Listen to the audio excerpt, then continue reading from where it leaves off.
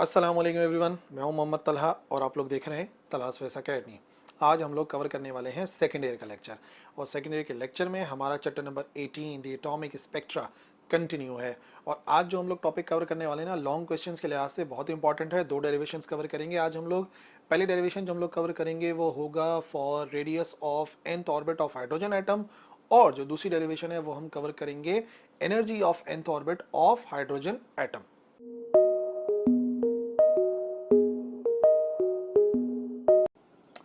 तो radius of nth orbit of hydrogen atom derive करने के लिए पहले कंसिडरेशन देख लेते हैं। Consider an electron of charge minus E. एक इलेक्ट्रॉन कंसिडर कर रहे हैं जिसमें नेगेटिव चार्ज होता है और ई के बराबर चार्ज होता है। वो रिवॉल्व कर रहा है एक हाइड्रोजन एटम में अराउंड अ प्रोटॉन। एक प्रोटॉन, क्योंकि हाइड्रोजन में एक ही प्रोटॉन होता है और प्रोटॉन का चार्ज होता है प्लस का ई, यानी कि होता तो पॉजिटिव है लेकिन होते चार्जेस के जो मैग्नीट्यूड हैं वो दोनों के पास बराबर हैं। और उसकी जो स्पीड है वो कांस्टेंट है और वो कांस्टेंट स्पीड v है, जैसे कि इस फिगर के अंदर नज़र आ रहा है। ये आ गया सेंट्रल पार्ट में प्रोटॉन, ये आ गया इलेक्ट्रॉन, और इलेक्ट्रॉन और प्रोटॉन के दरमियान का डिस्टेंस है r। और r ही हमारे पास रेडियस है इस हाइड्रोजन एटम के ऑर्बिट का। ठीक है ना, इसी पे हम लोगों ने बेसिकली काम करना है। अच्छा जी, तो when the electron revolves around the nucleus then दो फोर्सेस होती हैं जो कि उसके मोशन को बैलेंस कर रही होती हैं। ठीक है, एक तो फोर्स यहाँ पर है जो कि प्रोटॉन इसके ऊपर प्रोटॉन और इलेक्ट्रॉन के दरमियान में है। ठीक है, और प्रोटॉन और इलेक्ट्रॉन एक दूसरे को अट्रैक्ट कर रहे होते हैं। तो फॉर एग्जांपल प्रोटॉन क्योंकि स्टेशनरी है तो वो इलेक्ट्रॉन को अपनी तरफ अट्रैक्ट कर रहा है। ठीक है, जबकि ये अट्रैक्ट हो नहीं रहा है, ये तो रिवॉल्व कर रहा है, तो यकीनन कोई ना कोई फोर्स होगी जो कि इसको बैलेंस करेगी। और वो कौन सी फोर्स होती है जो सेंटर से अवे लेकर जाती है, उसे कहते हैं सेंट्रीफ्यूगल फोर्स, जिसका मैग्नीट्यूड तो सेंट्रीपिटल फोर्स के बराबर ही होता है बट उसकी डायरेक्शन ऑपोजिट होती है। तो याद रखिए, एक फोर्स तो है जो इलेक्ट्रॉन और प्रोटॉन के दरमियान में अट्रैक्शन की पाई जा रही है, और दूसरा सेंट्रीफ्यूगल फोर्स जो कि अवे ले जाती है from the centre of circle. Coulomb's force आ गई सबसे पहले। F इज इक्वल टू ये K E square upon are square. कैसे है आपको पता है, कूलम्स फोर्स का फॉर्मूला F बराबर होता है, उसमें क्या क्या पाया जाता है, उसमें पाया जाता है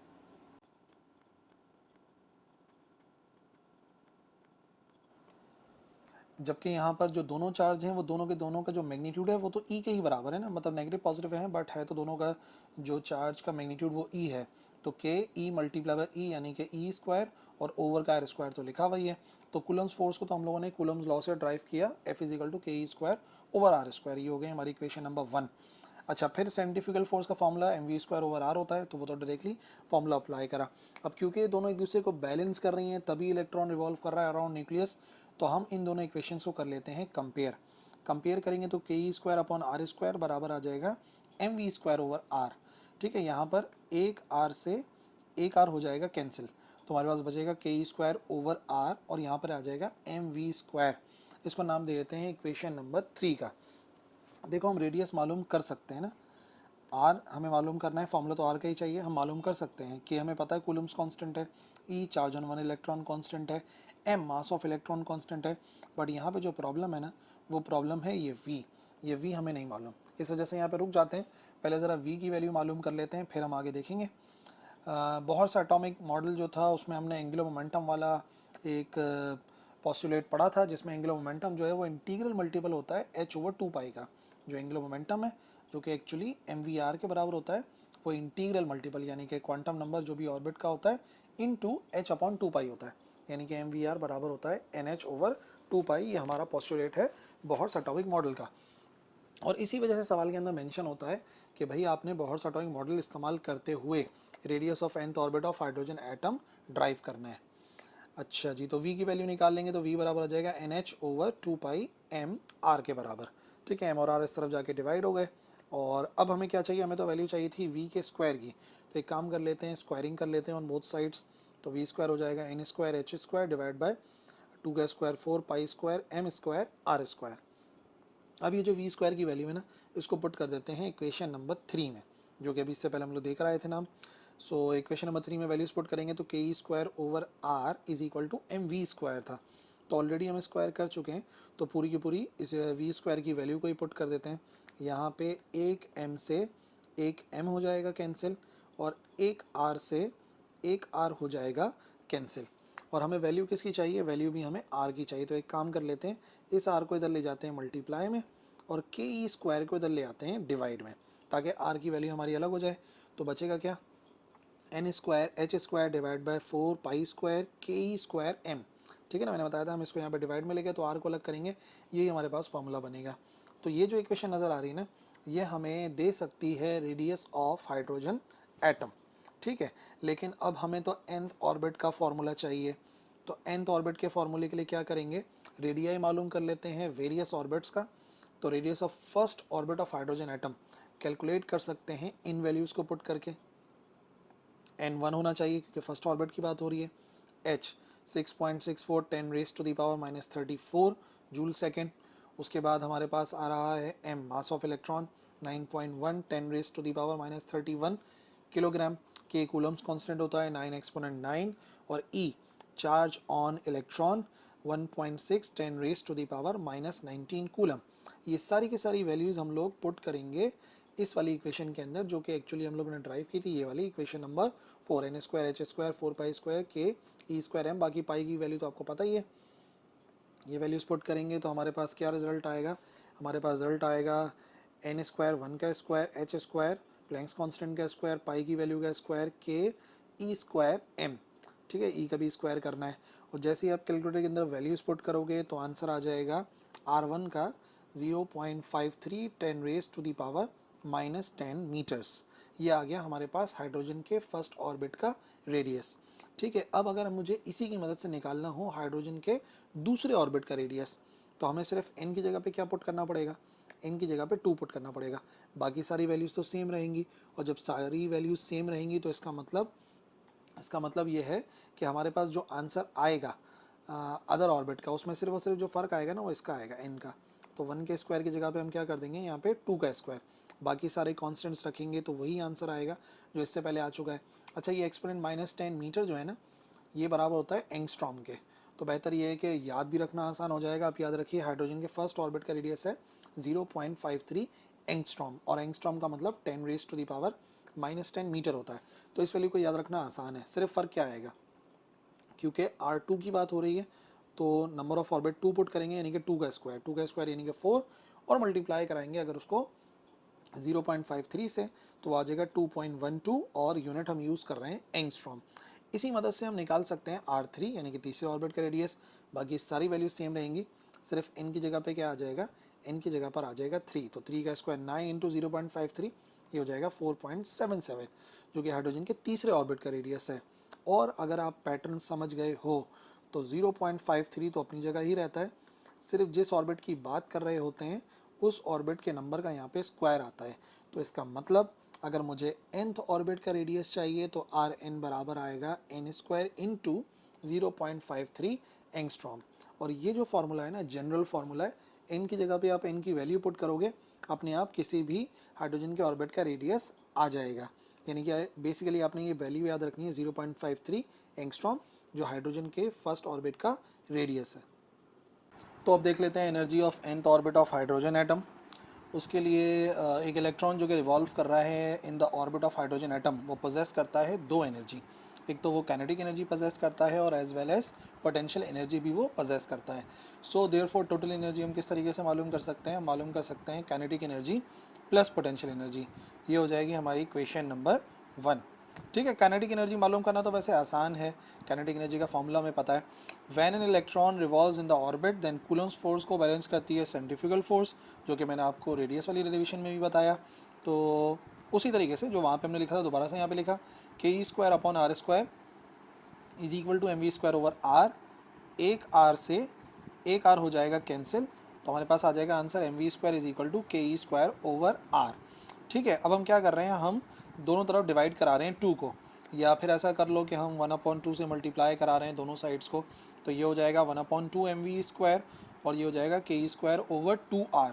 ठीक है, ऐसा हमने इस वजह से किया क्योंकि जैसे ही हमारे पास ये वाली वैल्यू आ गई ना 1/2 एम वी स्क्वायर, एक्चुअली किसको शो करती है, ये शो करती है काइनेटिक एनर्जी को। तो काइनेटिक एनर्जी आ गई के ई स्क्वायर ओवर 2r।